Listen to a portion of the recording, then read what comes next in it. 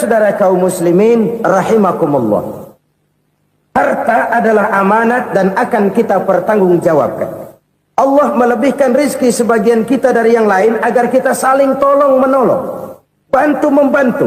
Nabi janjikan, siapa yang meringankan beban saudaranya muslim di dunia, Allah akan meringankan bebannya di akhirat nanti. Sebuah jaminan dari baginda Nabi. Si orang yang kita bantu barangkali tidak bisa membalas, Allah yang akan membalas lewat jalan lain yang tidak pernah kita sangka-sangka.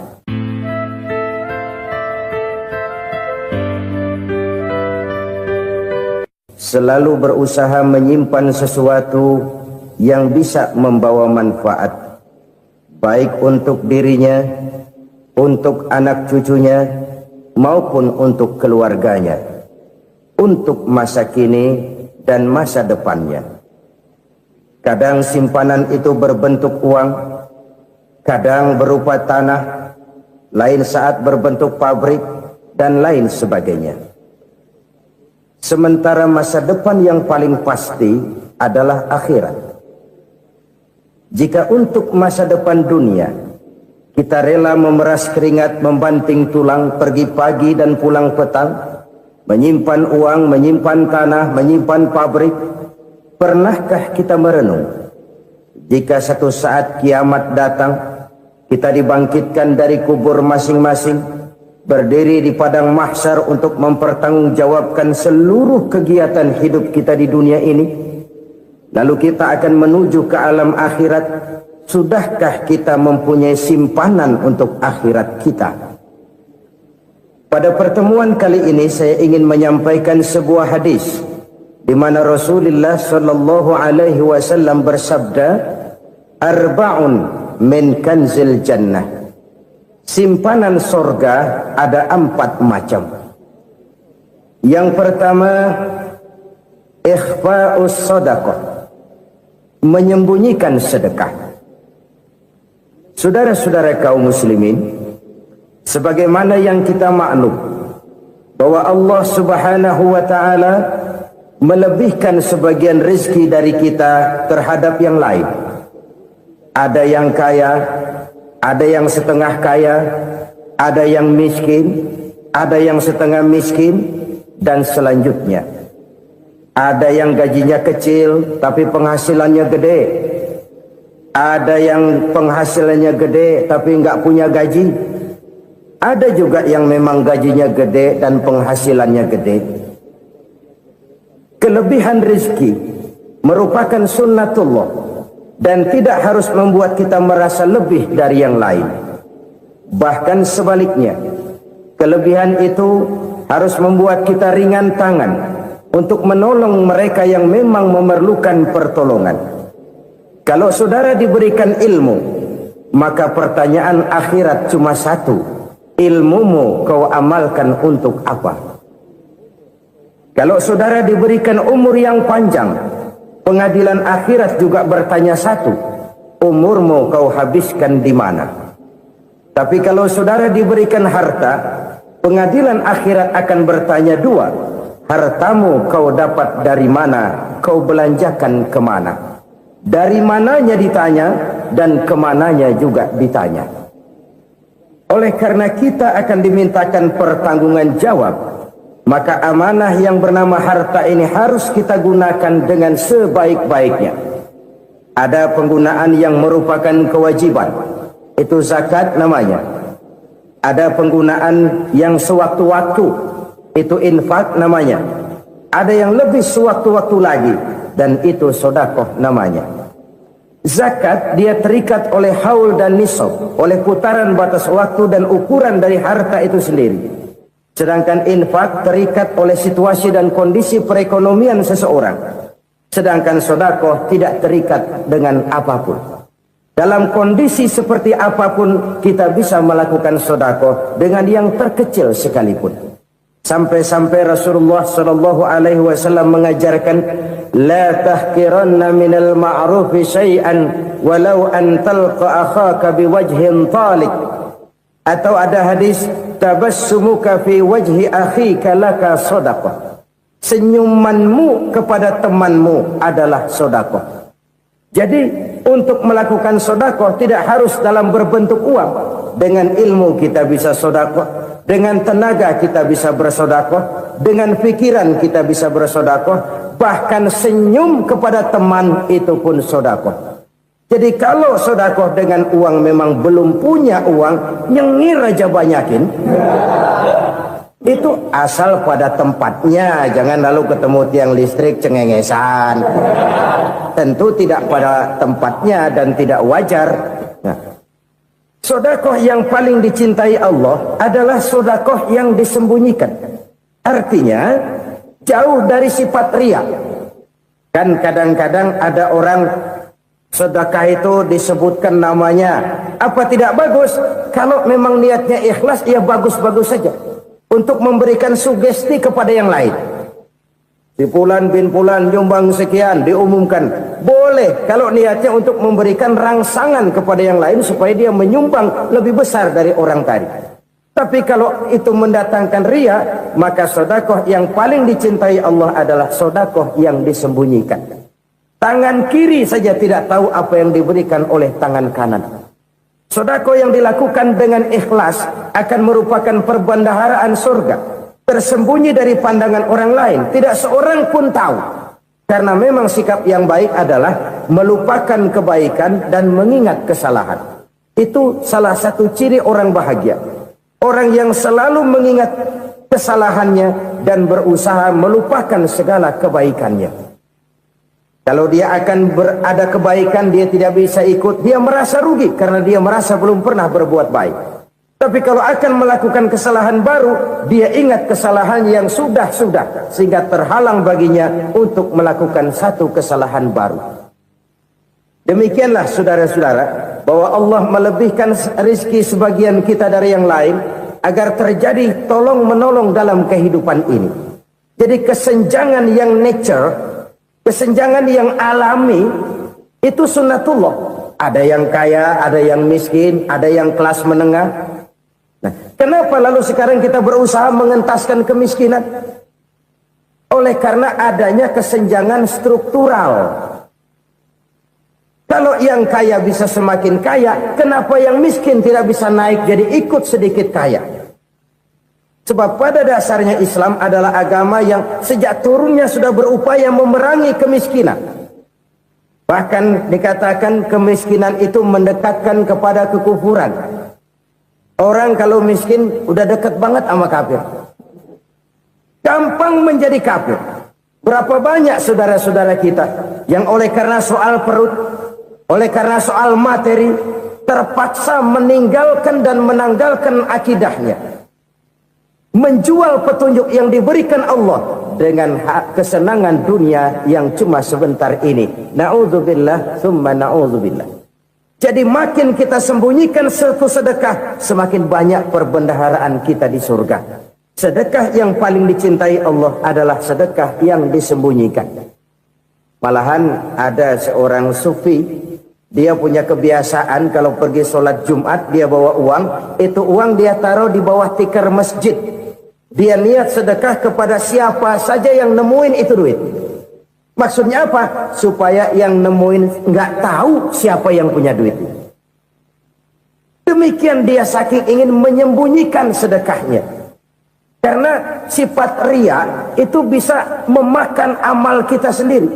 Riya itu termasuk menyebut-nyebut kebaikan kita.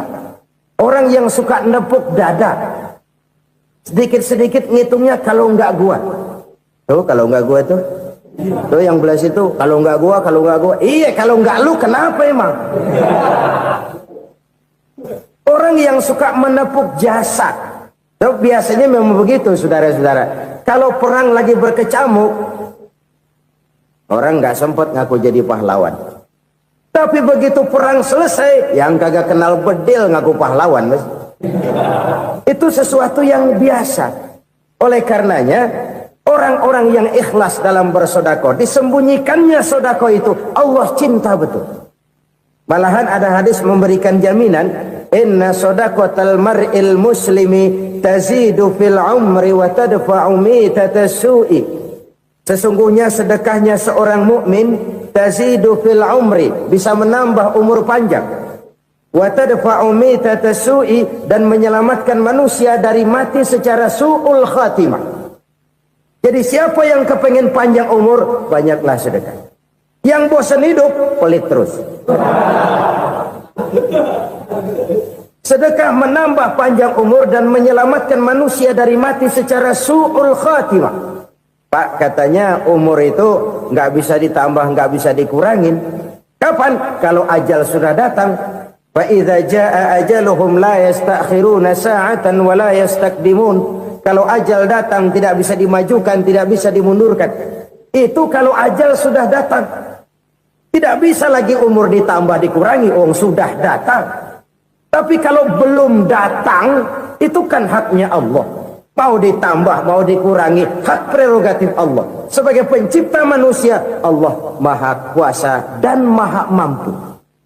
Sedekah ini menambah panjang umur dan menyelamatkan manusia dari mati secara su'ul khatimah. Itu orang mati kan sama ya, kondisinya mati, nggak nafas. Tapi hakikat mati kan lain-lain. Ada yang mati itu husnul khatimah, baik akhirnya. Misalnya lagi ngaji mati, lagi sholat mati, lagi sedekah mati. Ini yang dinamakan dengan husnul khatimah, baik di akhirnya.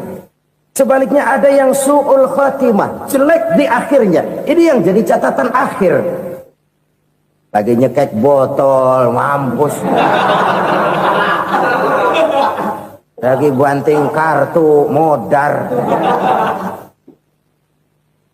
Su'ul khatimah, jelek pada akhirnya. Sedekah menyelamatkan manusia dari mati secara su'ul khatimah. Dan kita semua kepengen mendapat husnul khatimah, jauh dari su'ul khatimah.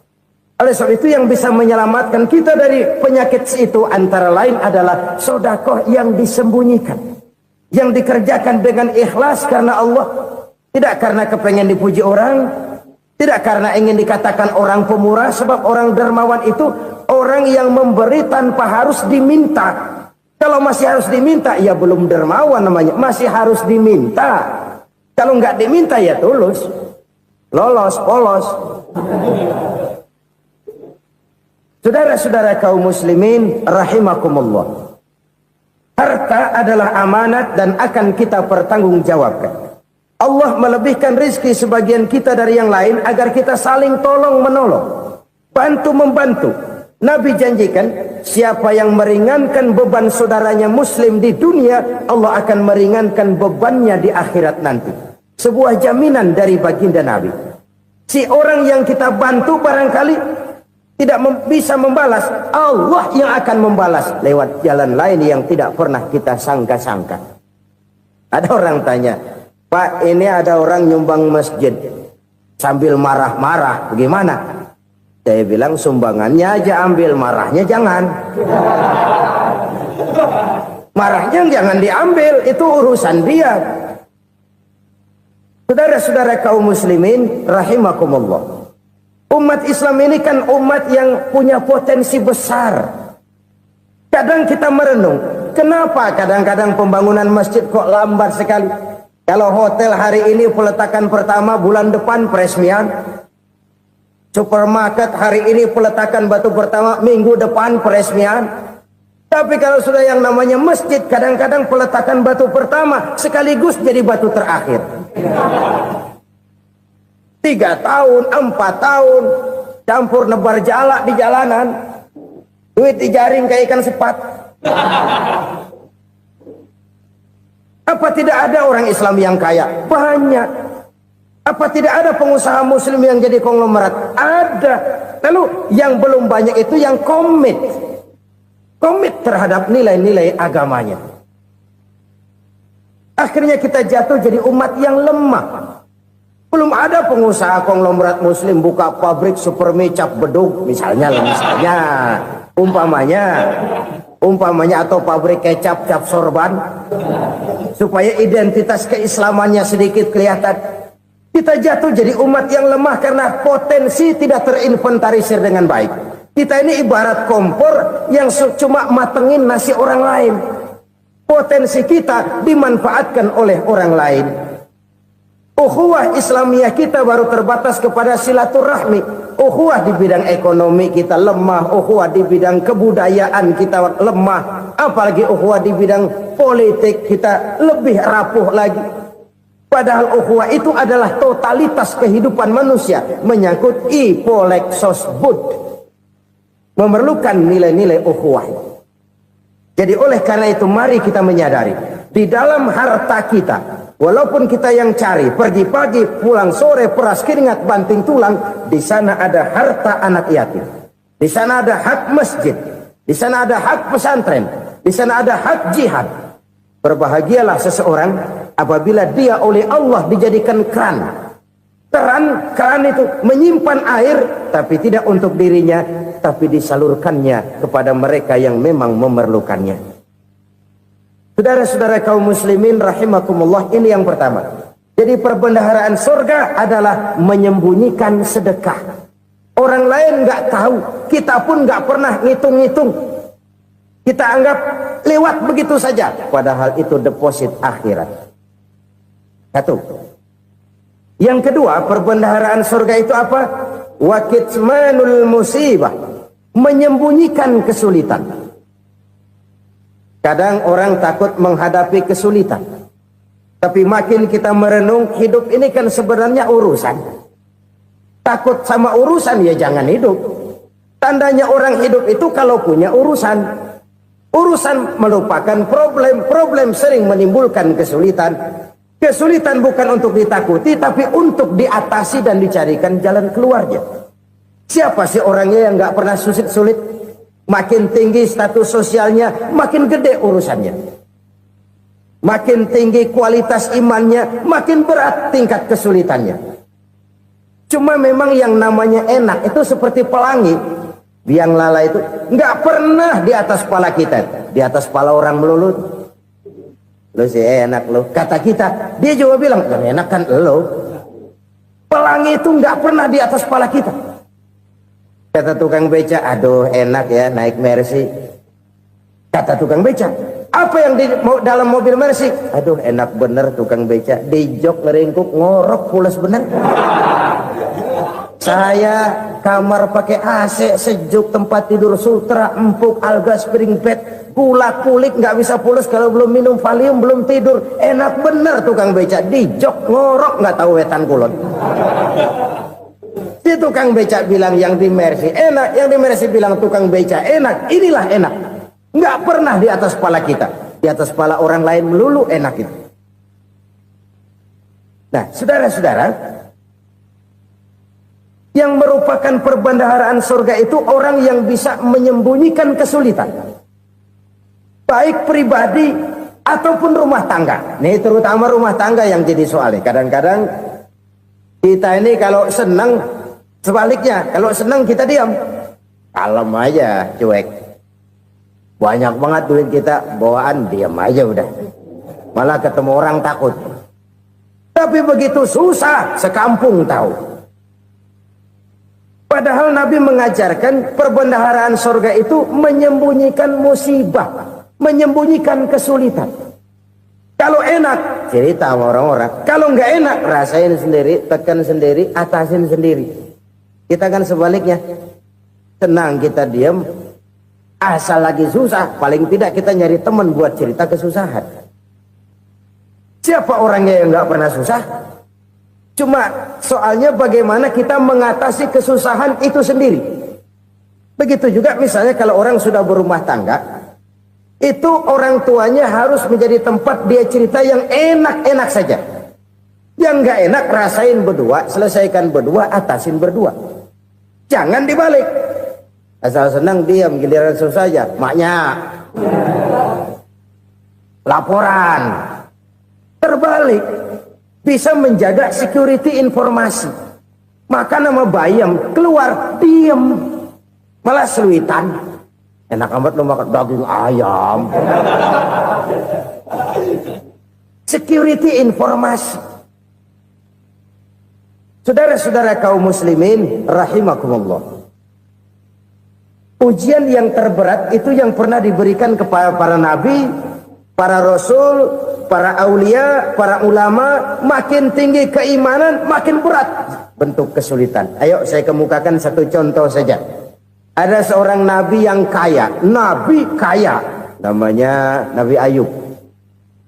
Iblis kalau orang begini kan keki, ibadahnya rajin, kaya. Nih yang kayak begini susah digodain. Kalau ibadahnya rajin, miskin, kali bisa disogok. Sini imannya mantap, ibadahnya rajin, kaya, nabi lagi. Oh, tapi namanya iblis nggak kurang akal. Laporan, Tuhan, kenapa Les? Ya ini bahasa saya, bahasa Qurannya sih nggak gitu. Itu hambamu yang namanya Ayub, dia rajin ibadah cuma karena dikasih kaya aja. Coba kasih miskin dia, berhenti dia sembahyang. Ah, kamu bisa aja. Saya tahu Ayub itu hambaku yang ikhlas. Saya buktiin Tuhan, silahkan. Dibuktiin lah, iblis turun ke alamin. Yang mula-mula dia lakukan, dia rusak sawah ladang Nabi Ayub. Dia binasakan binatang ternak Nabi Ayub.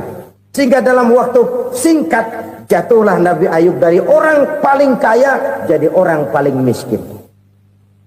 Beliau masih ibadah di mihrab dalam masjid. Datang iblis. Saudara Ayub, ya. Lagi ngapain? Ibadah. Nyembah Allah, nyembah Allah. Oh, percuma. Kenapa? Tuhan yang ente sembah nih, dia udah bikin miskin ente.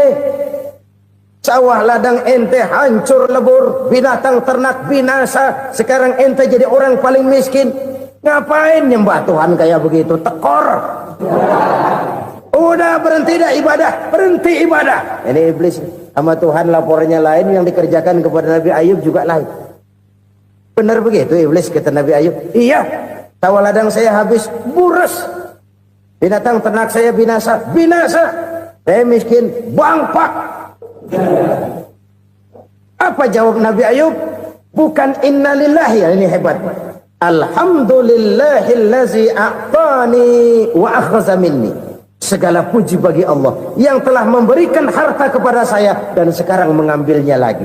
Alhamdulillah. Allah yang ngasih, Allah yang ambil. Itu mah urusan Allah. Iblis cuman ibadah jalan terus, sujud lagi Nabi Ayub. Iblis seleher gondok banget. Dasar Nabi nggak mempan dia apa-apain. Miskin malah alhamdulillah. Allah yang ngasih, Allah yang ngambil. Jadi kalau kita tidak komit, kita tidak terikat kepada kaya, miskin, senang, susah, apa yang bisa bikin kita susah? Jadikan kekayaan, kemiskinan, jadikan senang, susah sebagai anak buah yang bisa kita atur. Jangan kekayaan ngatur kita, jangan kemiskinan ngatur kita. Kita yang harus mengatur mereka. Senang, susah, kaya, miskin, bahagia, sengsara, jadikan itu anak buah yang bisa kita atur. Kalau sekarang kita kaya, lain saat boleh jadi kita miskin, semiskin-miskinnya. Allah yang ngasih, Allah yang ngambil. Tenaga mana yang bisa menghalangi? Ibadah jalan terus. Iblis makin gondok. Dasar Nabi loh. Akhirnya apa? Nabi Ayub dikerjain, diberikan penyakit. Demikian fatal penyakitnya. Bayangin, udah miskin sakit. Masya Allah. Miskin sakit. Sakitnya nggak lama, kira-kira 16 tahun. Istrinya 3, 2 mental minta ceraiin. Ngerawatin laki bengek begini. Senang belum tentu, susah udah pasti nih. Cerai aja, cerai dah. Cerai. Tinggal satu Siti Rahmah yang setia menemani beliau. Sesetia-setianya hati perempuan. Satu saat Siti Rahmah bilang, "Bang, iya, abang kan Nabi bang. Lalu namanya Nabi kan doanya jarang meleset bang. Maksud kamu minta kenapa sih sama Tuhan biar abang sembuh baik dah bang?" Siti Rahmah, iya. Saya sakit berapa tahun sih dah? 16 tahun bang. Sebelum ini saya sehat berapa tahun? Ya kira-kira 60 tahun bang. Nah coba ente banding-bandingin Rahmah. Saya dikasih sehat 60 tahun. dikasih sakit 16 tahun, sudah nggak sabar mau doa kepada Allah minta sembuh. Saya malu kepada Allah. Diuji dengan yang luar biasa seperti ini, tidak mengganggu stabilitas kehambaannya. Dia tetap menghamba kepada Allah Subhanahu wa ta'ala. Saudara-saudara kaum muslimin rahimakumullah, kunci menghadapi kesulitan itu apa? Allah jelaskan dalam satu ayat, wa basyiris sabirin alladzina iza asabathum musibah qalu inna lillahi wa inna ilaihi raji'un. Gembirakan orang-orang yang sabar. Siapa mereka itu? Yang apabila mendapat musibah mereka kembali kepada keyakinan dasar, segalanya dari Allah dan segalanya akan kembali kepada Allah. Ini konsepsi dasar dari sikap muslim dalam menghadapi berbagai kesulitan. Segalanya dari Allah, segalanya akan kembali kepada Allah. Kalau ini sudah kondisi dasarnya, maka kita akan lapang menghadapi kenyataan bagaimanapun pahitnya. Apakah itu namanya miskin, apakah itu namanya sakit, bahkan maut sekalipun. Segalanya dari Allah, segalanya akan kembali kepada Allah. Ini sikap hidup, bukan sekedar ucapan. Kita kadang-kadang menjadikannya sebagai ucapan. Mulutnya sehingga berhenti, innalillahi wa inna ilaihi raji'un, tapi nangisnya terus gerung-gerungan. Bukan itu, ini kesadaran moral. Kalau segalanya dari Allah, segalanya kembali kepada Allah, kan sebenarnya cuma nunggu giliran. Hari ini saya nyembayangin dia, entah hari apa saya disembayangin orang. Hari ini saya antar dia ke kubur, entah hari apa orang nganterin saya ke kubur. Hari ini saya tahlilkan dia, entah nanti kapan orang tahlilkan saya. Segalanya dari Allah, segalanya akan kembali juga kepada Allah. Oleh sebab itu saudara-saudara, kesulitan bukan untuk ditakuti. Kesulitan justru untuk diatasi, dicarikan jalan keluarnya. Dan tidak ada orang yang tidak pernah mendapat kesulitan. Tidak ada. Semakin tinggi status sosial, semakin tinggi kualitas keimanan, semakin besar juga tingkat kesulitan. Hanya saja bagaimana cara kita mengatasinya. Dan Al-Quran menyatakan, inna ma'al usri yusra.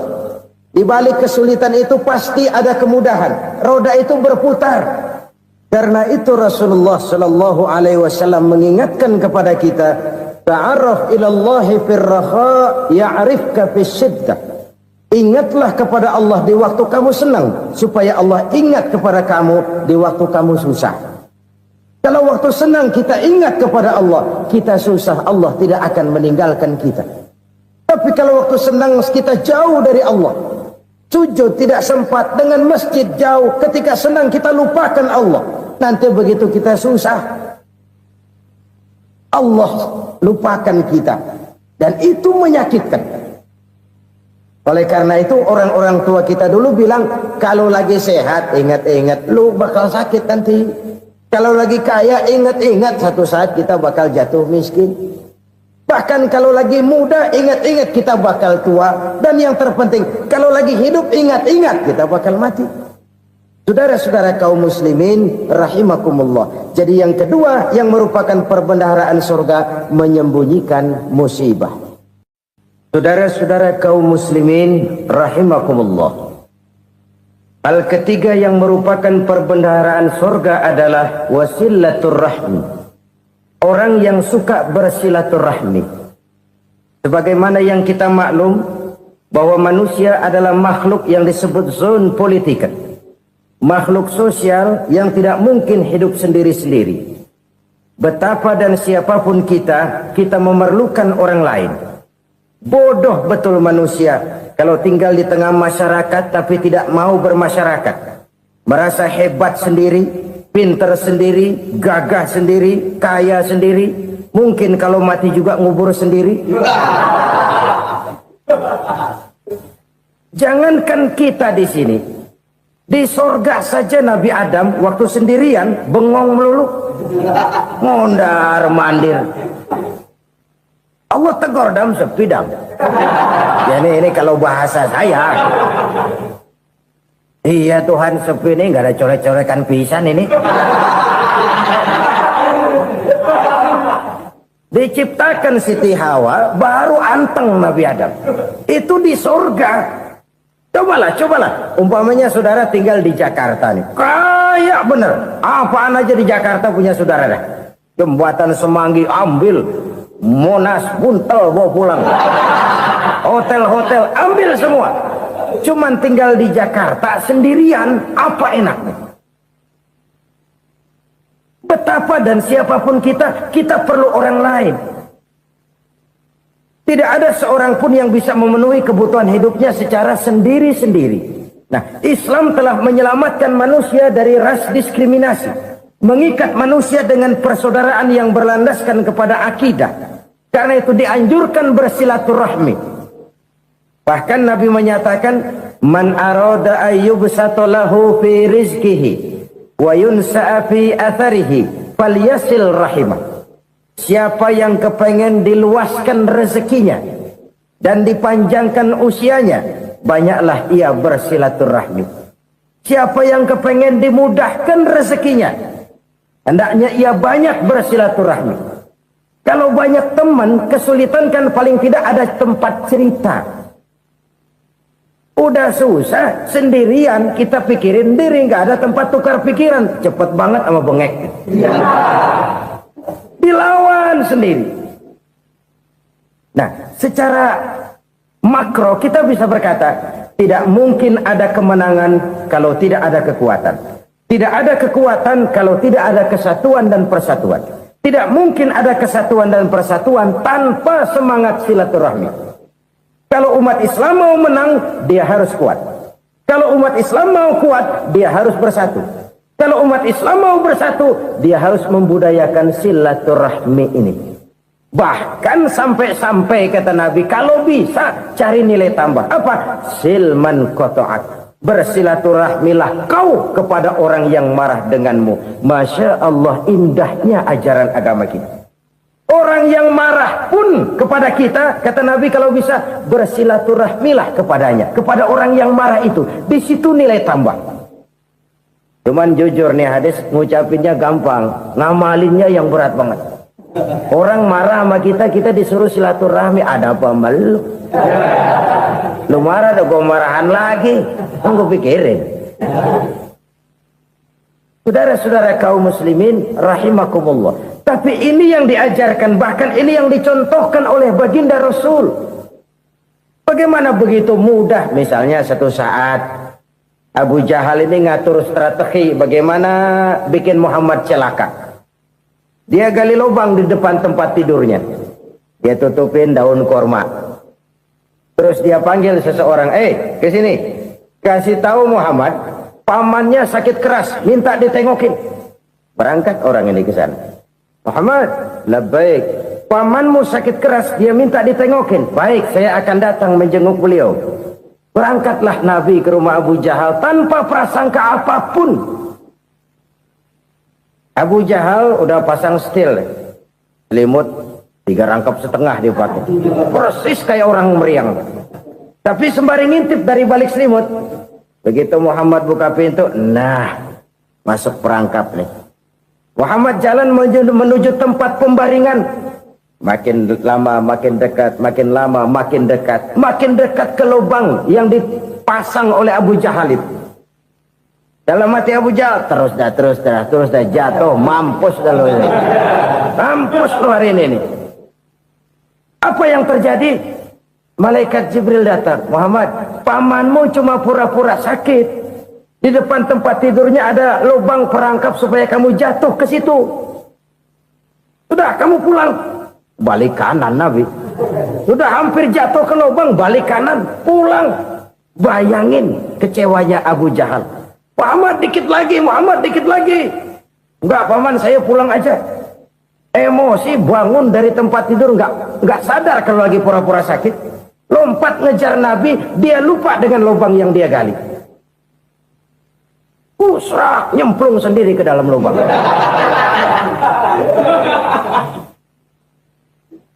Nabi terus berlalu. Ini terjadi keanehan. Jatuh ke lubang yang dia gali itu sebenarnya nggak terlalu dalam ya, antara 3-4 meteran lah. Tolong saya jatuh ke lubang ini. Datanglah pelayan-pelayannya itu.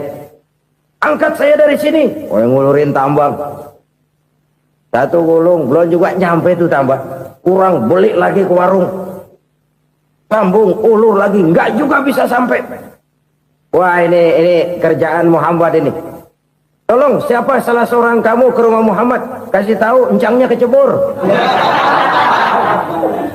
Minta ditolongin. Sampaikan kepada Rasul. Kenapa? Pamanmu jatuh ke lubang, Muhammad minta tolong diangkatin. Tambang udah nyambung-nyambung nggak nyampe juga. Ya, nanti saya datang, saya tolong. Coba. Nyata-nyata orang berniat jahat mau mencelakakan dia. Datang dia menolong. Ini yang disebut air tuba dibalas air susu ya ini. Bukan sebaliknya. Air tuba dibalas air susu. Paman, kecebur ya? Iya Muhammad, tolong ini. Pegang tangan saya. Nabi ulurkan tangannya. Nyampe. Dipegang oleh Abu Jahal. Diangkat ke atas.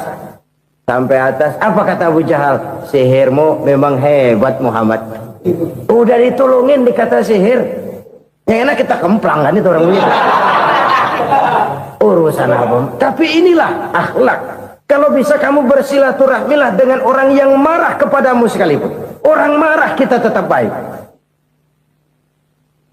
So, kalau kita berbuat baik sama orang yang memang baik, rasanya sih biasa-biasa aja. Orang baik kita baik lagi, ya draw aja, belum ada nilai tambah di situ. Baru ada nilai tambah kalau kita bisa berbuat baik kepada orang yang nyakitin kita. Itu namanya kita setingkat di atas dia. Dia sakitin kita, kita berbuat baik sama dia. Dia pelit sama kita baik sama dia. Dia marahin kita deketin dia. Di situ kita punya nilai tambah. Jadi siapa yang ingin diluaskan rezekinya kata Nabi dan dipanjangkan umurnya, hendaklah ia banyak-banyak bersilaturahmi. Sederhana sebenarnya silaturahmi, tapi silaturahmi membangkitkan semangat kesatuan dan persatuan. Kesatuan dan persatuan melahirkan kekuatan.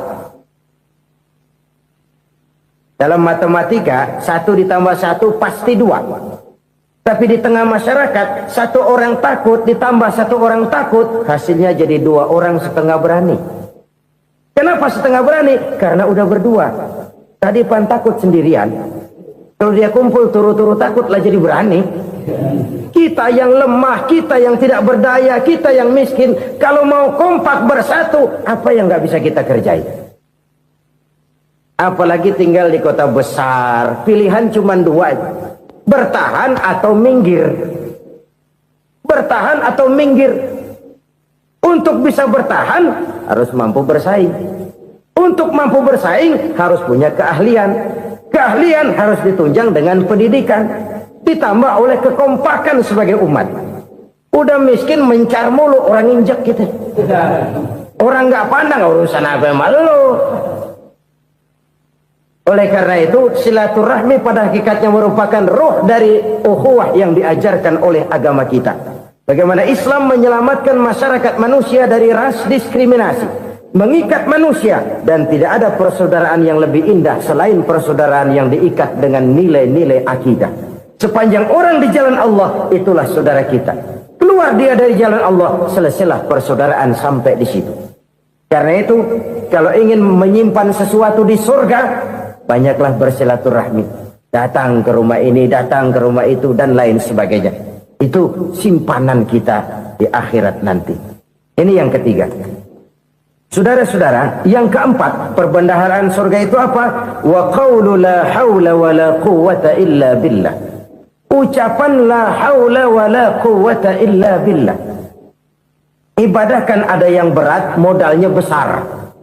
Bangun masjid berat, modalnya besar. Bangun rumah sakit berat, modalnya besar. Ada ibadah yang berat, tapi modalnya ringan. Misalnya puasa. Puasa itu berat, mengendalikan nafsu. Kalau sekedar nggak makan nggak minum sih enteng, mengendalikan nafsu. Itu jihad terbesar, tapi kan modalnya ringan, cuma niat saja. Ini ibadah berat, modalnya ringan. Ada ibadah yang ringan, modalnya juga enteng. Seperti termasuk ucapan la haula wa la quwwata illa billah. tanpa sadar. La haula wala quwata illa billah. Nyelengin tuh di surga. Nyelengin, kita nggak terasa. Nyelengin simpenan akhirat. La haula wala quwata illa billah. Nyimpan lagi. Kaget. La haula wala quwata illa billah. Nyimpan lagi. Banyak simpenan. Walaupun sebenarnya yang dimaksud di sini adalah kesadaran batin. Bahwa tidak ada daya dan kekuatan kecuali Allah. Itu intinya.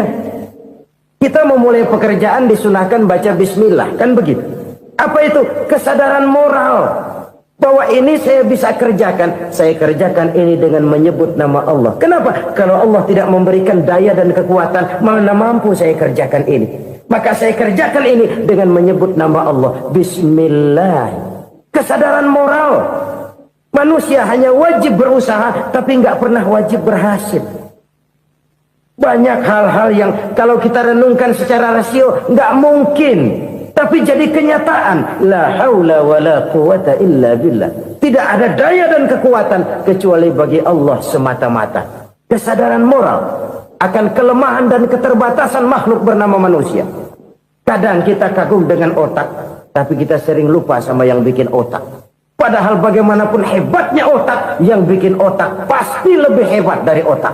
Nggak percaya, silahkan otak-otakan. Inilah kecenderungan.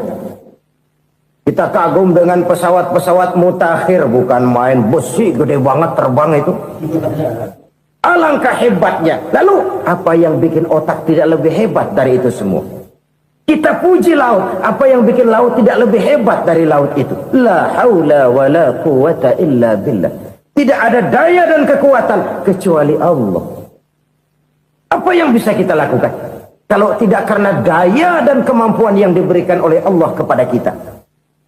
Lahirlah sikap tawadu, rendah hati, tidak melonjak menjadi angkuh dan sombong, sadar akan kelemahan dan keterbatasan diri.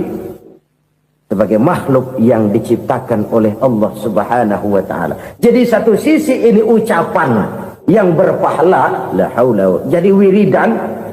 Pada sisi lain ini kesadaran moral, sikap mental, kesadaran batin bahwa yang punya daya dan kekuatan itu cuma Allah. Kita nggak pantas untuk sombong, sebab sombong itu pakaiannya Allah. Kita nggak sedang pakai pakaian Allah, kegedean.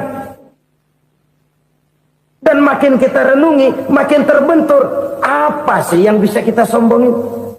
Kita mau sombong apa? Kaya? Pintar? Itu kan semua relatif. Di atas langit masih ada langit lagi. Jadi oleh karenanya, marilah kita menyadari. Manusia hanya wajib berusaha, tapi tidak pernah wajib berhasil. Yang berusaha saja tidak wajib berhasil, apalagi yang tidak berusaha. Islam bukan agama orang pemalas yang selesai sholat lalu endelohom, nggelenggem ayem-ayem. Tapi Islam bukan agama orang sombong yang setelah berusaha lalu tidak memerlukan Allah. Kita bisa saja bikin proyeksi, tahun sekian kita bakal panen besar menurut perhitungan otak. Tapi ada kejadian lain. Apa? Tikus ngambek.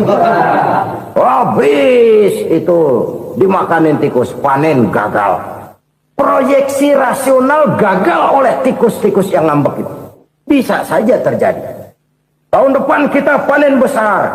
Urung. Kenapa? Musim panas panjang. Dan sekarang ini koran-koran bikin berita musim mengalami penyelewengan. Bukan cuma manusia yang nyeleweng sekarang. Musim pakai nyeleweng. Mestinya kan musim hujan udah selesai. Masih hujan-hujan juga. Musim. Nah sekarang kita boleh bikin proyeksi. Kita bakal panen besar. Tahu-tahu musim panas panjang. Sawah retak, air kering. Cari teknokrat yang paling botak. Suruh pendekin tuh musim panas. La haula wa la quwata illa billah. Inilah kesadaran moral. Saudara, saya teringat satu saat ada seorang konglomerat. Umurnya ya kira-kira 70-an. Satu saat dia ditanya oleh wartawan, "Pak, umur Bapak berapa sih?" "Ya paling 10 tahun." 10 tahun. 10 tahun. Anak bapak berapa orang? Satu saja. Satu. Harta bapak berapa? Ya paling-paling bangsa 7 juta kali. 7 juta? Iya. Pak, kenapa bapak bohongi saya? Bapak punya buku biografi. Koran-koran, majalah-majalah banyak memuat cerita riwayat hidup bapak. Saya tahu umur bapak 70. Kenapa bilang cuma 7 tahun? Saya tahu anak bapak 8. Kenapa cuma bilang 1? Saya tahu harta bapak miliaran, mungkin triliunan. Pabrik di mana-mana, bank di mana-mana. Kenapa bilang uang bapak cuma 7 juta? Nah, kata si konglomerat tadi, kamu benar nak, kamu benar. Umur saya kalau jumlahnya memang 70 nak. Cuman ingat-ingat saya, baru 7 tahun terakhir ini saya sujud. Baru 7 tahun terakhir ini saya berusaha dekat dengan Allah. Saya laksanakan perintahnya, saya jauhi larangannya. 7 tahun inilah rasanya yang ada nilainya di hadapan Allah. Yang 63 tahun matong, kelabu, kelem umur gue. Habis untuk maksiat, untuk munkarat. Maka ketika ditanya tadi, umur saya 7 tahun itu. Oh begitu Pak. Oh iya. Lalu anak Pak. Anak bapak kan 8. Kenapa bilang cuma 1? Nah, kalau jumlah hitungannya memang anak saya 8. Tapi dari 8 orang ini rasanya cuma 1 nih. Yang bakal jadi buah hati, belahan jantung. Pelanjut cerita, penerus sejarah. Bakal jadi anak soleh yang akan mendoakan saya. Cuma 1 rasanya anak saya ini yang bakal jadi buah hati saya. Besar-besaran saya. Yang akan mendoakan di kubur saya. Yang akan mendoakan di akhirat saya. Yang 7 orang mana? Masya Allah, yang atu tenggeng, yang atu nyekek botol mulu, yang atu nggak karu-karuan. Makanya saya bilang 1 anak saya yang akan bisa mendoakan saya. Oh begitu Pak. Iya. Nah harta Pak, harta bapak kan triliunan. Pabrik bapak di mana-mana. Uang bapak hampir di tiap bank-bank besar. Kenapa bilang cuma 7 juta? Betul kau nak. Harta saya kalau jumlahnya memang miliaran, triliunan mungkin. Tapi yang saya ingat baru 7 juta tuh yang saya belanjakan di jalan Allah. Saya nyumbang masjid, saya santuni yatim piatu, saya bantu pembangunan pesantren, saya bantu pembangunan rumah sakit Islam. Itu yang akan saya bawa pulang ke akhirat, yang 7 juta itu. Yang triliunan itu nanti akan diperebutkan oleh anak-anak saya sebagai waris saya. Jadi harta saya 7 juta itu yang bakal nemenin saya di akhirat. Yang akan saya bawa pulang jadi teman saya. Saudara-saudara kaum muslimin, jangan-jangan orang tua itu adalah kita-kita ini. Jangan-jangan kita-kita ini adalah orang tua itu. Jangan-jangan itu potret dari diri kita masing-masing. Dari sekian umur yang diberikan Allah, berapa tahun yang ada nilainya di hadapan Allah? Dari sekian anak-anak yang merupakan amanah, berapa yang akan mendoakan kita sebagai orang tuanya menjadi anak soleh? Dari sekian banyak harta yang diberikan Allah, berapa yang akan kita bawa pulang menghadapnya nanti, yang kita belanjakan di jalan Allah? Ini sebuah potret kehidupan. Karena itu kita kembali kepada la haula wa la quwwata illa billah. Kita wajib berusaha, kita wajib berikhtiar. Selebihnya, segala daya dan kekuatan hanya milik Allah saja semata-mata. Satu kesadaran batin dari setiap pribadi muslim. Setelah ia berusaha dan berikhtiar, ia menyerahkannya kepada Allah Subhanahu wa ta'ala. Jadi, satu sisi ini merupakan wiridan ucapan yang mengandung pahala. Pada sisi lain, ini merupakan sikap batin dari seorang muslim di dalam ia menghadapi realitas kehidupan ini. Saudara-saudara kaum muslimin rahimakumullah. Kalau ini kita jadikan satu basis kehidupan, maka ini akan menyelamatkan manusia dari kemungkinan tergelincir menjadi orang yang lupa diri dan lupa darat. Sebab itu Imamul Ghazali berpesan, Jadidis safinah fa innal bahra amiq wa khuziz zad fa inna safara ba'id wa khaffifil hamla fa innal hamla sadid. Perbarui selalu kapalmu karena lautan sangat dalam. Bawa bekal yang banyak karena perjalanan ini sangat jauh. Ringankan beban, karena kebanyakan beban akan menyakitkan. Alangkah indah kalimat ini, alangkah dalam makna yang terkandung di sana. Perbarui selalu kapalmu karena lautan sangat dalam. Apa artinya ini? Jaga mentalmu baik-baik. Pelihara imanmu baik-baik, karena hidup penuh cobaan seperti lautan. Kita kalau berlayar di lautan kan kadang-kadang tenang, angin bertiup sepoi-sepoi basah. Jika malam datang, bintang gemintang bertabur menghias cakrawala. Rembulan memantulkan sinarnya dengan indah. Dalam keadaan begitu berlayar enak. Tapi lain saat ombak menggunung, halilintar menyambar, angin topan bertiup. Berapa banyak sudah saudara-saudara kita yang tenggelam di lautan dunia tanpa sadar bahwa dia belum sampai kepada pantai yang akan dituju. Berapa banyak sudah saudara-saudara kita yang tenggelam di lautan dunia ini tanpa sempat bangkit lagi. Dia menyangka sudah sampai kepada tujuannya. Hati-hati kapal jangan sampai bocor karena lautan sangat dalam. Iman ini jaga baik-baik karena hidup penuh dengan ujian. Wa khuzizat fa inna safara ba'id. Bawa bekal yang banyak karena perjalanan sangat jauh. Saudara mau ke Bandung, bawa duit. Saudara mau ke Surabaya, banyakan lagi duitnya. Saudara mau ke Mekah, gepokan, iketan tuh duit nggak lembaran lagi. Makin jauh perjalanan, makin banyak bekal yang harus kita bawa. Kalau saudara dari Jakarta mau ke Surabaya, kagak bawa duit berangkat juga, itu sih bukan berani namanya, nekat. Sampai Surabaya belum tentu, sengsara di jalan udah pasti. Kenapa? Nggak bawa bekal berangkat. Sama juga kita nih, misalnya belum sempat sembahyang, mati. Waduh, berani banget orang. Belum punya bekal, mati. Sengsara di jalan. Atau bekal tidak cukup. Dari Jakarta saudara mau ke Surabaya, bawa duit 500 perak. Paling jauh Cikampek nyampenya itu. Paling jauh itu. Antara jauhnya perjalanan dengan bekal yang saudara bawa tidak seimbang. Hidup ini perjalanan panjang. A walking tour. Dimulai dari alam arwah. Sebelum jasad diciptakan, roh diciptakan lebih dulu. Dari situ pindah ke alam rahim. Dari alam rahim pindah ke alam dunia. Dari alam dunia pindah ke alam barzah. Baru menuju akhirat. Satu perjalanan panjang. Kalau bekal tidak bawa, sengsara di jalan. Bawa bekal yang banyak karena perjalanan ini sangat jauh. Wa khaffifil hamla, ringankan beban karena beban itu cuma akan menyulitkan. Kalau bekal itu sih keperluan, tapi beban nggak kita perluin, cuma ngeberat-beratin. Apa ini beban? Dosa, kecurangan, kebatilan, kezoliman, ketidakadilan, kesewenang-wenangan. Itu akan jadi beban kita di akhirat.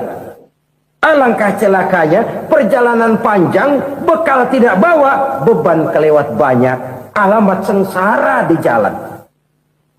Pahala tidak ada, dosa berlipat ganda. Na'udzubillah, summa na'udzubillah. Kalau kita rangkum nasihat Al-Ghazali dengan kisah si konglomerat tadi, kita akan mengambil kesimpulan. Pertama, bekal terbaik dalam menghadapi gejolak kehidupan ini tidak lain adalah iman. Yang kedua, pahala dan dosa. Dua hal kontroversial. Pahala adalah bekal, dosa adalah beban. Tapi kita sekarang kan tidak begitu terangsang kepada yang abstrak.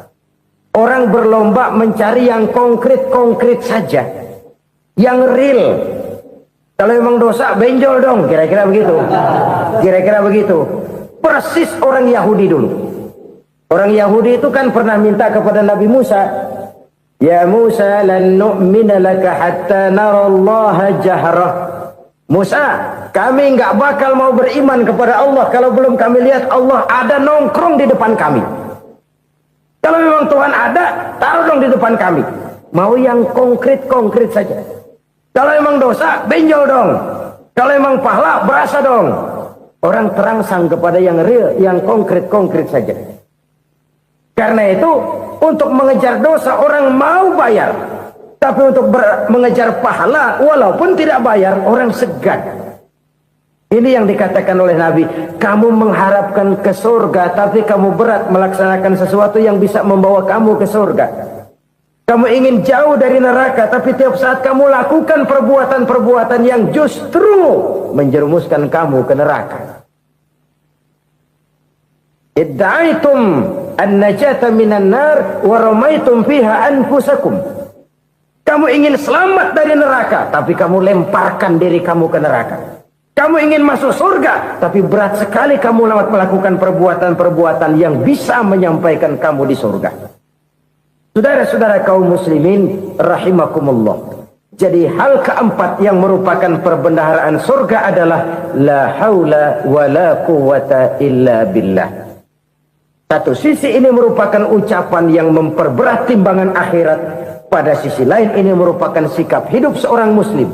Kesadaran batin yang sangat dalam bahwa tidak ada daya dan kekuatan kecuali Allah. Dan itu kita simbolkan pada saat memulai pekerjaan dengan Bismillah. Dengan menyebut nama Allah. Satu kesadaran moral. Saya hanya bisa melakukan ini karena diberikan daya dan kekuatan oleh Allah. Lahirlah sikap tawadu, rendah hati, tidak melonjak menjadi angkuh dan sombong. Saudara kaum muslimin rahimakumullah. Harta adalah amanat dan akan kita pertanggungjawabkan. Allah melebihkan rizki sebagian kita dari yang lain agar kita saling tolong menolong, bantu membantu. Nabi janjikan siapa yang meringankan beban saudaranya muslim di dunia, Allah akan meringankan bebannya di akhirat nanti. Sebuah jaminan dari baginda Nabi. Si orang yang kita bantu barangkali tidak bisa membalas, Allah yang akan membalas lewat jalan lain yang tidak pernah kita sangka-sangka.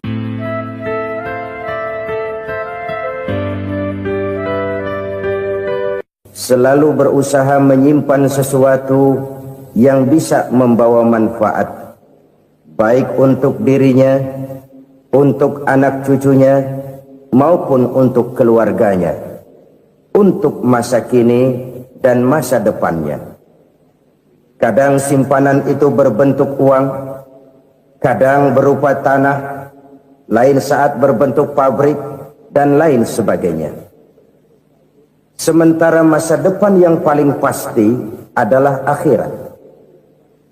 Jika untuk masa depan dunia kita rela memeras keringat, membanting tulang, pergi pagi dan pulang petang, menyimpan uang, menyimpan tanah, menyimpan pabrik, pernahkah kita merenung jika satu saat kiamat datang, kita dibangkitkan dari kubur masing-masing, berdiri di padang mahsyar untuk mempertanggungjawabkan seluruh kegiatan hidup kita di dunia ini, lalu kita akan menuju ke alam akhirat.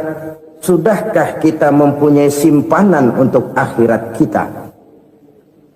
Pada pertemuan kali ini saya ingin menyampaikan sebuah hadis di mana Rasulullah sallallahu alaihi wasallam bersabda, arba'un min kanzil jannah. Simpanan sorga ada 4 macam.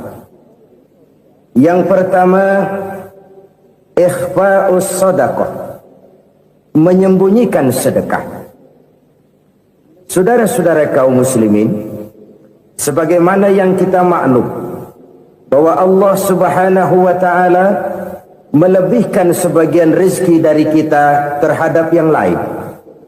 Ada yang kaya, ada yang setengah kaya, ada yang miskin, ada yang setengah miskin, dan selanjutnya. Ada yang gajinya kecil tapi penghasilannya gede. Ada yang penghasilannya gede tapi nggak punya gaji. Ada juga yang memang gajinya gede dan penghasilannya gede. Kelebihan rezeki merupakan sunnatullah dan tidak harus membuat kita merasa lebih dari yang lain. Bahkan sebaliknya, kelebihan itu harus membuat kita ringan tangan untuk menolong mereka yang memang memerlukan pertolongan. Kalau saudara diberikan ilmu, maka pertanyaan akhirat cuma satu, ilmumu kau amalkan untuk apa? Kalau saudara diberikan umur yang panjang, Pengadilan akhirat juga bertanya satu, umurmu kau habiskan di mana? Tapi kalau saudara diberikan harta, pengadilan akhirat akan bertanya dua, hartamu kau dapat dari mana, kau belanjakan kemana? Dari mananya ditanya, dan kemananya juga ditanya. Oleh karena kita akan dimintakan pertanggungan jawab, maka amanah yang bernama harta ini harus kita gunakan dengan sebaik-baiknya. Ada penggunaan yang merupakan kewajiban, itu zakat namanya. Ada penggunaan yang sewaktu-waktu, itu infak namanya. Ada yang lebih sewaktu-waktu lagi, dan itu sedekah namanya. Zakat dia terikat oleh haul dan nisab, oleh putaran batas waktu dan ukuran dari harta itu sendiri. Sedangkan infak terikat oleh situasi dan kondisi perekonomian seseorang. Sedangkan sedekah tidak terikat dengan apapun. Dalam kondisi seperti apapun kita bisa melakukan sedekah dengan yang terkecil sekalipun. Sampai-sampai Rasulullah sallallahu alaihi wasallam mengajarkan, la tahqiranna minal ma'rufi syai'an walau an talqa akhaka biwajhin talik. Atau ada hadis, tabassumuka fi wajhi akhika laka shadaqah. Senyumanmu kepada temanmu adalah sedekah. Jadi untuk melakukan sedekah tidak harus dalam berbentuk uang. Dengan ilmu kita bisa sedekah, dengan tenaga kita bisa bersedekah, dengan pikiran kita bisa bersedekah, bahkan senyum kepada teman itu pun sedekah. Jadi kalau sedekah dengan uang memang belum punya uang, nyengir aja banyakin. Itu asal pada tempatnya, jangan lalu ketemu tiang listrik cengengesan. Tentu tidak pada tempatnya dan tidak wajar. Nah, sedekah yang paling dicintai Allah adalah sedekah yang disembunyikan. Artinya jauh dari sifat riya. Kan kadang-kadang ada orang sedekah itu disebutkan namanya. Apa tidak bagus? Kalau memang niatnya ikhlas, ya bagus-bagus saja. Untuk memberikan sugesti kepada yang lain. Si Fulan bin Fulan nyumbang sekian, diumumkan. Boleh kalau niatnya untuk memberikan rangsangan kepada yang lain supaya dia menyumbang lebih besar dari orang tadi. Tapi kalau itu mendatangkan riya, maka sedekah yang paling dicintai Allah adalah sedekah yang disembunyikan. Tangan kiri saja tidak tahu apa yang diberikan oleh tangan kanan. Sedekah yang dilakukan dengan ikhlas akan merupakan perbendaharaan surga, tersembunyi dari pandangan orang lain, tidak seorang pun tahu. Karena memang sikap yang baik adalah melupakan kebaikan dan mengingat kesalahan. Itu salah satu ciri orang bahagia. Orang yang selalu mengingat kesalahannya dan berusaha melupakan segala kebaikannya. Kalau dia akan berada kebaikan, dia tidak bisa ikut, dia merasa rugi karena dia merasa belum pernah berbuat baik. Tapi kalau akan melakukan kesalahan baru, dia ingat kesalahan yang sudah-sudah, sehingga terhalang baginya untuk melakukan satu kesalahan baru. Demikianlah saudara-saudara, bahwa Allah melebihkan rizki sebagian kita dari yang lain, agar terjadi tolong-menolong dalam kehidupan ini. Jadi kesenjangan yang nature, kesenjangan yang alami, itu sunnatullah. Ada yang kaya, ada yang miskin, ada yang kelas menengah. Nah, kenapa lalu sekarang kita berusaha mengentaskan kemiskinan? Oleh karena adanya kesenjangan struktural. Kalau yang kaya bisa semakin kaya, kenapa yang miskin tidak bisa naik jadi ikut sedikit kaya? Sebab pada dasarnya Islam adalah agama yang sejak turunnya sudah berupaya memerangi kemiskinan. Bahkan dikatakan kemiskinan itu mendekatkan kepada kekufuran. Orang kalau miskin udah dekat banget sama kafir. Gampang menjadi kafir. Berapa banyak saudara-saudara kita yang oleh karena soal perut, oleh karena soal materi, terpaksa meninggalkan dan menanggalkan akidahnya. Menjual petunjuk yang diberikan Allah dengan kesenangan dunia yang cuma sebentar ini. Na'udzubillah, thumma na'udzubillah. Jadi makin kita sembunyikan satu sedekah, semakin banyak perbendaharaan kita di surga. Sedekah yang paling dicintai Allah adalah sedekah yang disembunyikan. Malahan ada seorang sufi, dia punya kebiasaan kalau pergi sholat Jumat dia bawa uang, itu uang dia taruh di bawah tikar masjid. Dia niat sedekah kepada siapa saja yang nemuin itu duit. Maksudnya apa? Supaya yang nemuin nggak tahu siapa yang punya duit. Demikian dia saking ingin menyembunyikan sedekahnya. Karena sifat ria itu bisa memakan amal kita sendiri. Ria itu termasuk menyebut-nyebut kebaikan kita. Orang yang suka nepuk dada, sedikit-sedikit ngitungnya kalau nggak gua. Tuh kalau nggak gua tuh. Tuh yang belah situ, kalau nggak gua. Iya, kalau nggak lu kenapa emang?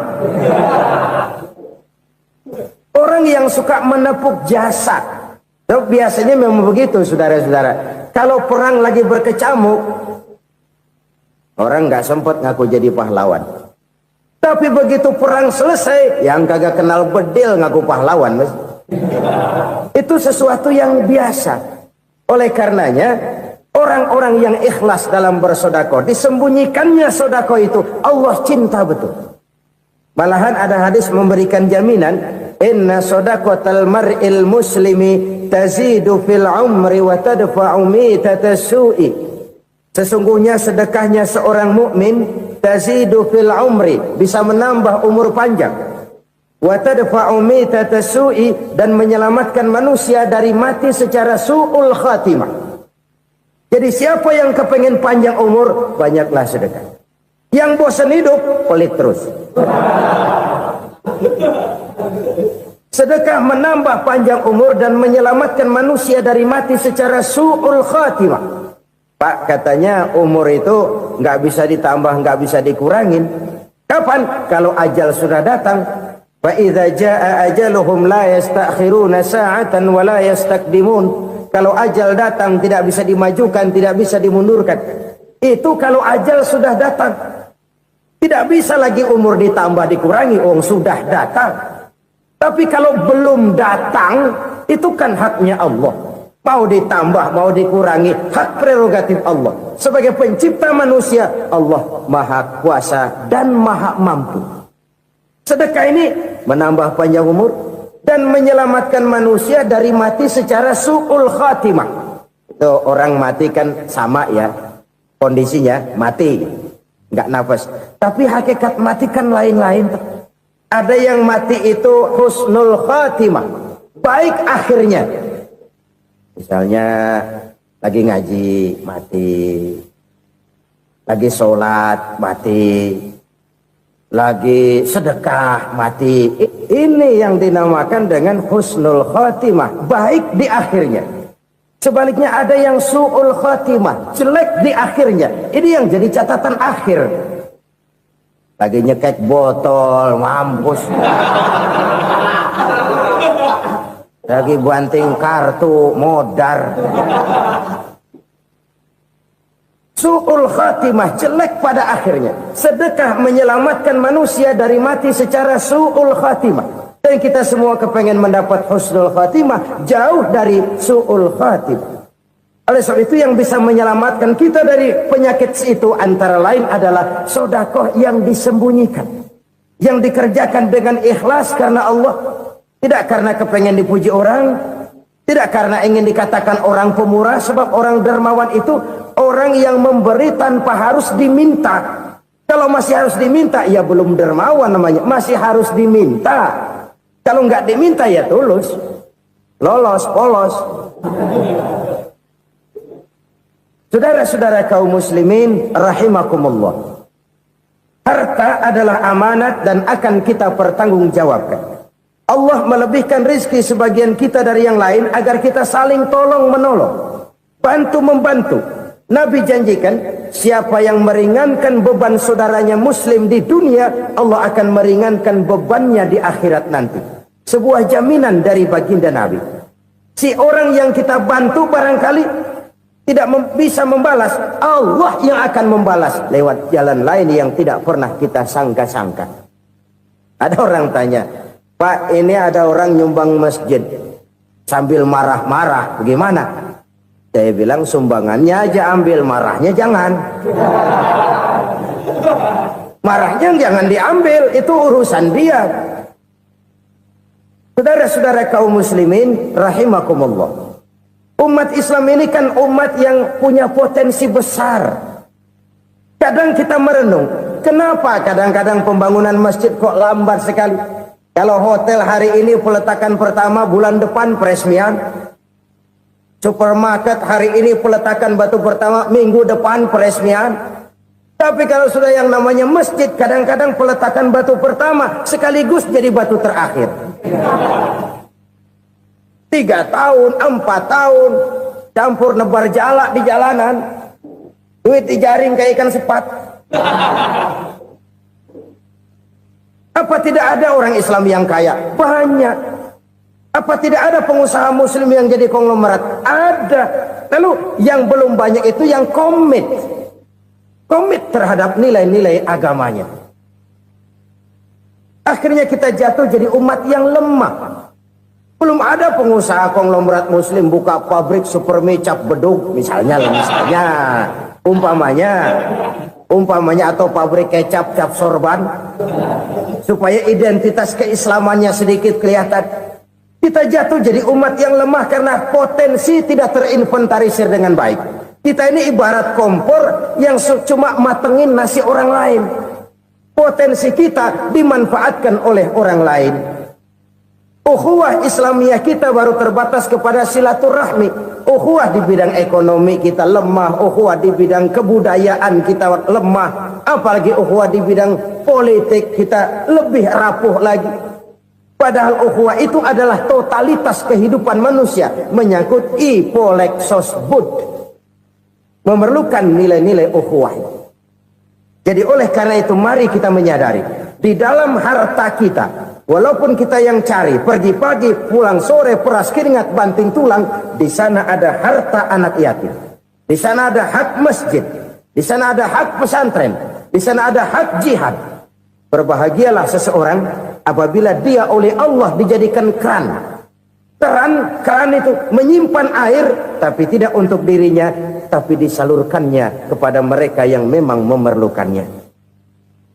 Saudara-saudara kaum muslimin rahimakumullah, ini yang pertama. Jadi perbendaharaan surga adalah menyembunyikan sedekah. Orang lain nggak tahu, kita pun nggak pernah ngitung-ngitung. Kita anggap lewat begitu saja, padahal itu deposit akhirat. Satu. Yang kedua, perbendaharaan surga itu apa? Wa kitmanul musibah, menyembunyikan kesulitan. Kadang orang takut menghadapi kesulitan. Tapi makin kita merenung, hidup ini kan sebenarnya urusan. Takut sama urusan ya jangan hidup. Tandanya orang hidup itu kalau punya urusan. Urusan melupakan problem. Problem sering menimbulkan kesulitan. Kesulitan bukan untuk ditakuti, tapi untuk diatasi dan dicarikan jalan keluarnya. Siapa sih orangnya yang nggak pernah sulit-sulit? Makin tinggi status sosialnya, makin gede urusannya. Makin tinggi kualitas imannya, makin berat tingkat kesulitannya. Cuma memang yang namanya enak itu seperti pelangi. Biang lala itu nggak pernah di atas kepala kita, di atas kepala orang melulu. Lo sih enak lo, kata kita. Dia juga bilang yang enak kan lo. Pelangi itu nggak pernah di atas kepala kita. Kata tukang beca, aduh enak ya naik Mercy. Kata tukang beca, apa yang di dalam mobil Mercy? Aduh enak bener tukang beca, di jok ngeringkuk ngorok pulas bener. Saya kamar pakai AC sejuk, tempat tidur sutra empuk, alga spring bed, gula kulik nggak bisa pulas kalau belum minum Valium, belum tidur. Enak bener tukang beca, di jok ngorok nggak tahu wetan kulon. Si tukang beca bilang yang di Mercy enak, yang di Mercy bilang tukang beca enak. Inilah enak, nggak pernah di atas kepala kita, di atas kepala orang lain melulu enak itu. Nah saudara-saudara, yang merupakan perbendaharaan surga itu orang yang bisa menyembunyikan kesulitan, baik pribadi ataupun rumah tangga. Nih terutama rumah tangga yang jadi soalnya. Kadang-kadang kita ini kalau senang, sebaliknya kalau senang kita diam, kalem aja, cuek. Banyak banget duit kita, bawaan diam aja udah. Malah ketemu orang takut. Tapi begitu susah, sekampung tahu. Padahal Nabi mengajarkan perbendaharaan surga itu menyembunyikan musibah, menyembunyikan kesulitan. Kalau enak, cerita sama orang-orang. Kalau nggak enak, rasain sendiri, tekan sendiri, atasin sendiri. Kita kan sebaliknya.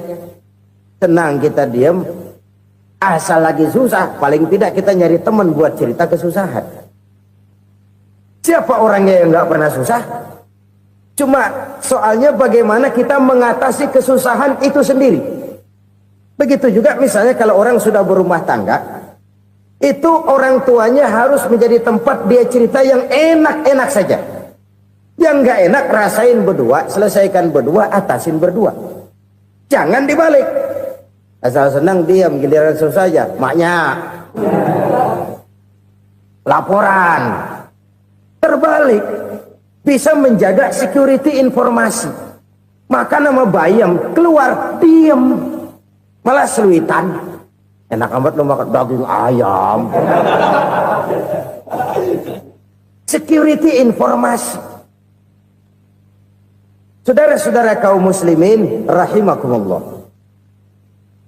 Ujian yang terberat itu yang pernah diberikan kepada para nabi, para rasul, para aulia, para ulama. Makin tinggi keimanan, makin berat bentuk kesulitan. Ayo saya kemukakan satu contoh saja. Ada seorang nabi yang kaya, nabi kaya, namanya Nabi Ayub. Iblis kalau orang begini kan keki, ibadahnya rajin, kaya. Nih yang kayak begini susah digodain. Kalau ibadahnya rajin, miskin, kali bisa disogok. Sini imannya mantap, ibadahnya rajin, kaya, nabi lagi. Oh, tapi namanya iblis nggak kurang akal. Laporan, Tuhan, kenapa Les? Ya ini bahasa saya, bahasa Qurannya sih nggak gitu. Itu hambamu yang namanya Ayub, dia rajin ibadah cuma karena dikasih kaya aja. Coba kasih miskin dia, berhenti dia sembahyang. Ah, kamu bisa aja. Saya tahu Ayub itu hambaku yang ikhlas. Saya buktiin Tuhan, silahkan.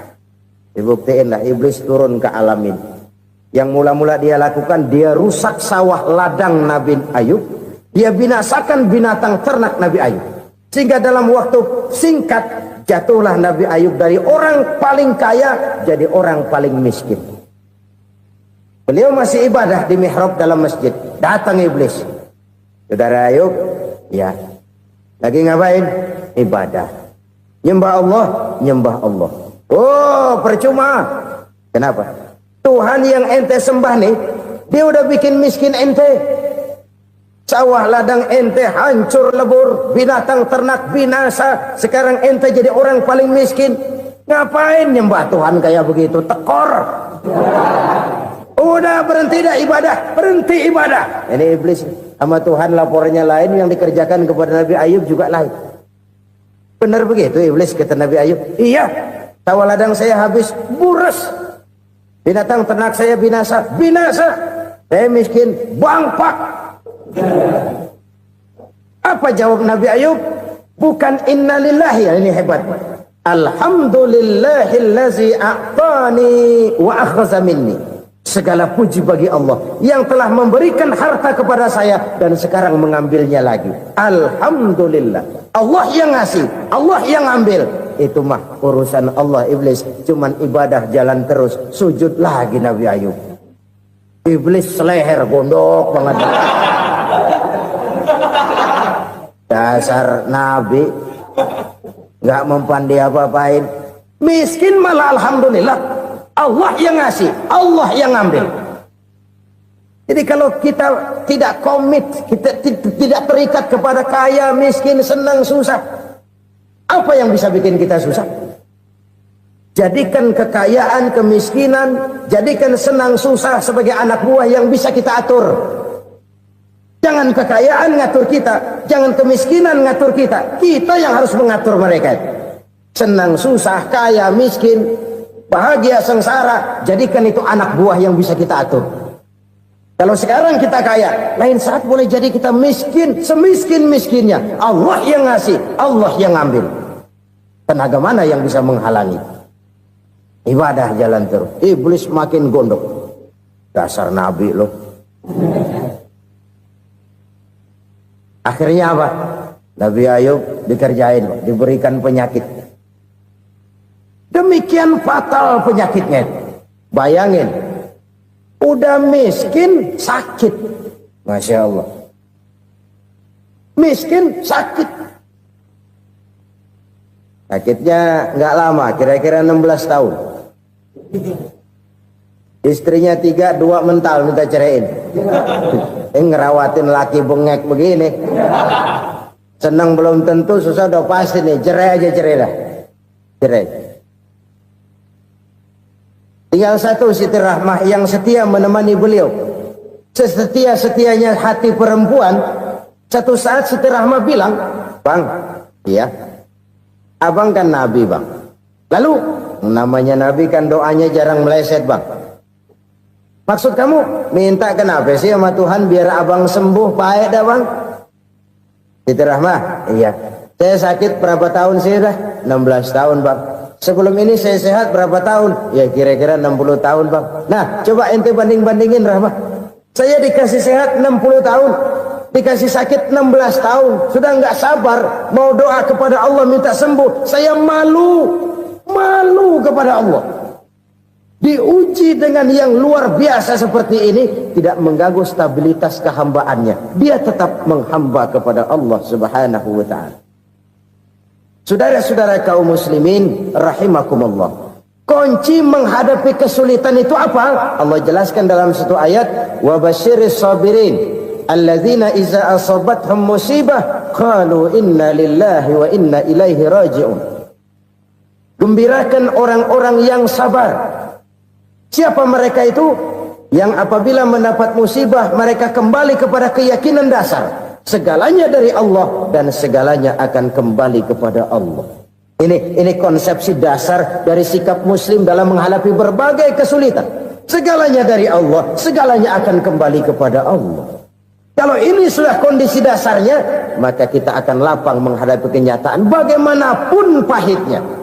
Apakah itu namanya miskin, apakah itu namanya sakit, bahkan maut sekalipun.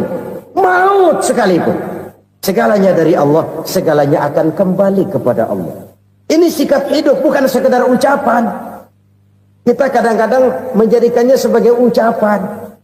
Mulutnya sih nggak berhenti, innalillahi wa inna ilaihi raji'un, tapi nangisnya terus gerung-gerungan. Bukan itu, ini kesadaran moral. Kalau segalanya dari Allah, segalanya kembali kepada Allah, kan sebenarnya cuma nunggu giliran.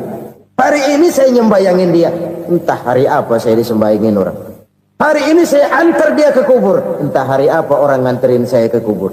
Hari ini saya tahlilkan dia, entah nanti kapan orang tahlilkan saya. Segalanya dari Allah, segalanya akan kembali juga kepada Allah.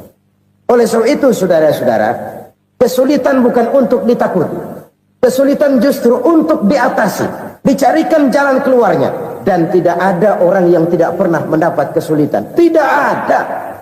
Semakin tinggi status sosial, semakin tinggi kualitas keimanan, semakin besar juga tingkat kesulitan. Hanya saja bagaimana cara kita mengatasinya. Dan Al-Quran menyatakan, "Inna ma'al usri yusra."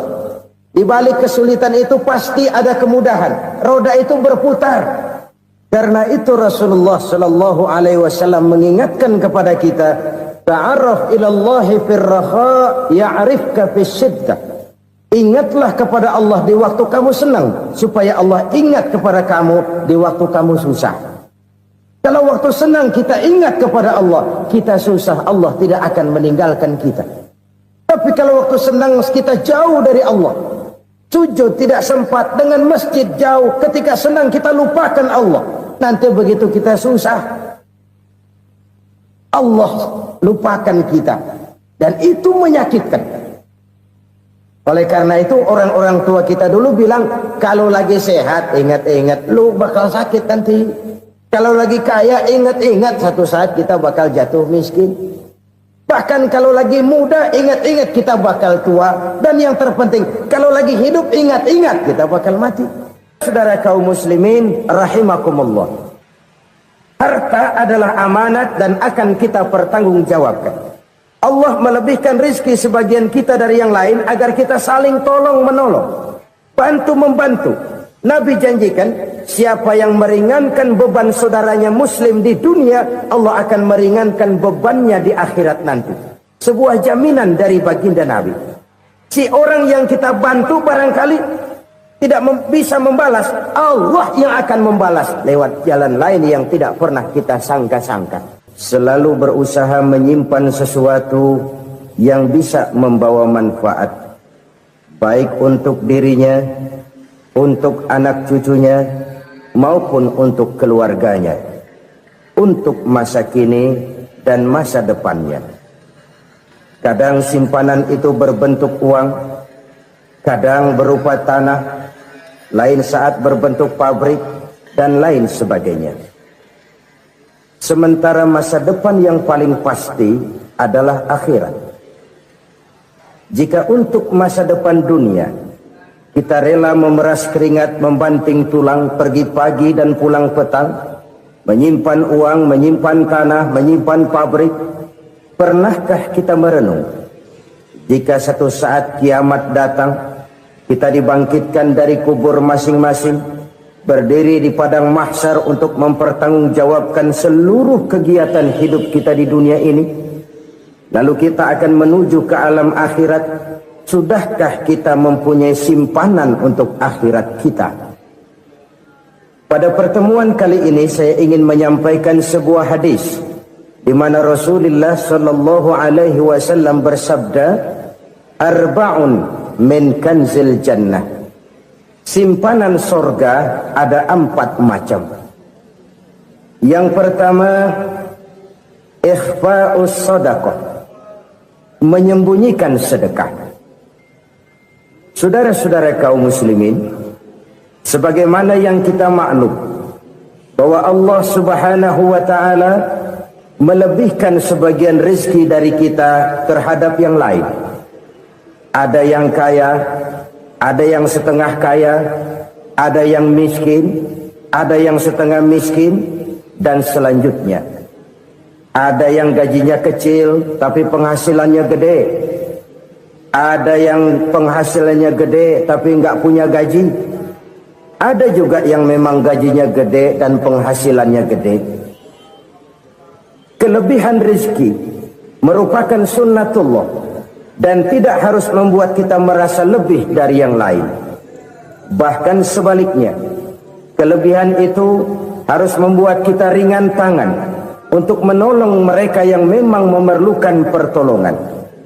Kalau saudara diberikan ilmu, maka pertanyaan akhirat cuma satu: ilmumu kau amalkan untuk apa?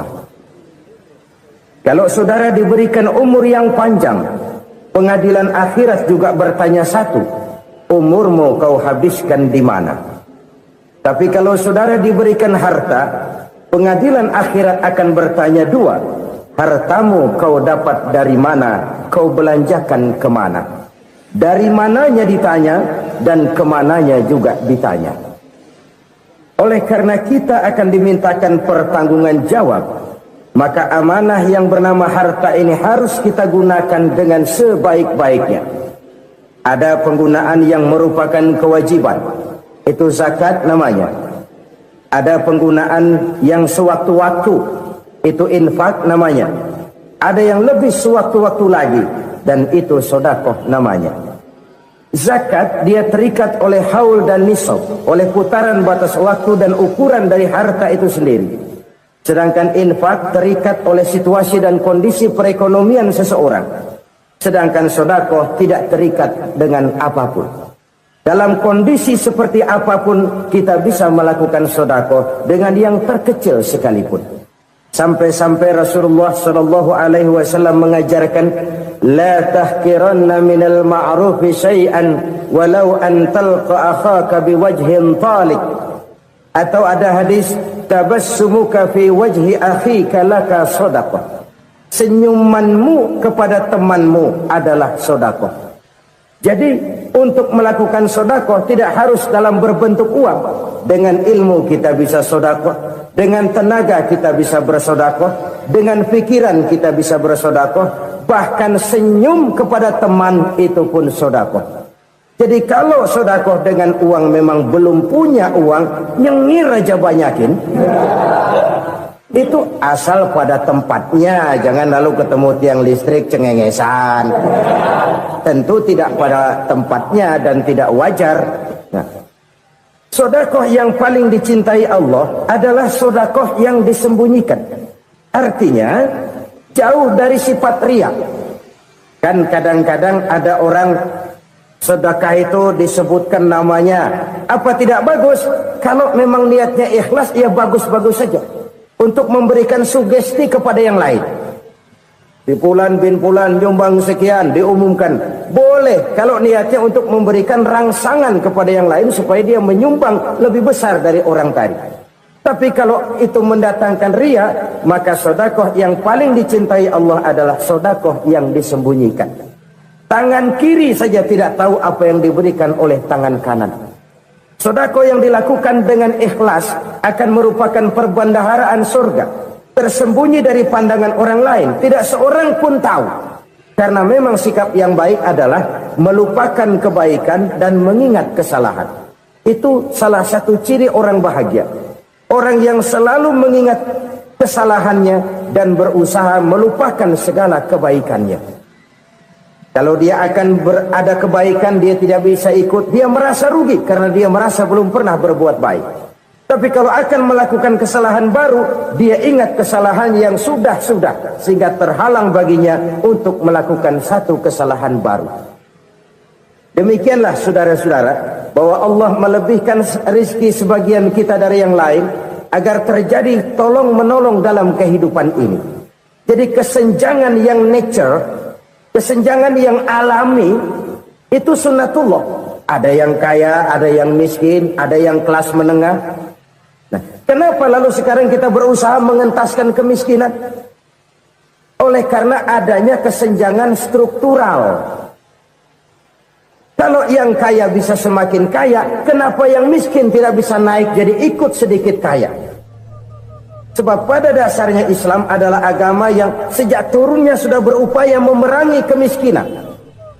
Bahkan dikatakan kemiskinan itu mendekatkan kepada kekufuran. Orang kalau miskin udah dekat banget sama kafir. Gampang menjadi kafir. Berapa banyak saudara-saudara kita yang oleh karena soal perut, oleh karena soal materi, terpaksa meninggalkan dan menanggalkan akidahnya. Menjual petunjuk yang diberikan Allah dengan kesenangan dunia yang cuma sebentar ini. Na'udzubillah, thumma na'udzubillah.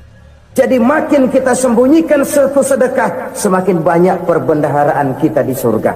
Sedekah yang paling dicintai Allah adalah sedekah yang disembunyikan. Malahan ada seorang sufi, dia punya kebiasaan kalau pergi sholat Jumat dia bawa uang, itu uang dia taruh di bawah tikar masjid. Dia niat sedekah kepada siapa saja yang nemuin itu duit. Maksudnya apa? Supaya yang nemuin nggak tahu siapa yang punya duit. Demikian dia saking ingin menyembunyikan sedekahnya. Karena sifat riya itu bisa memakan amal kita sendiri.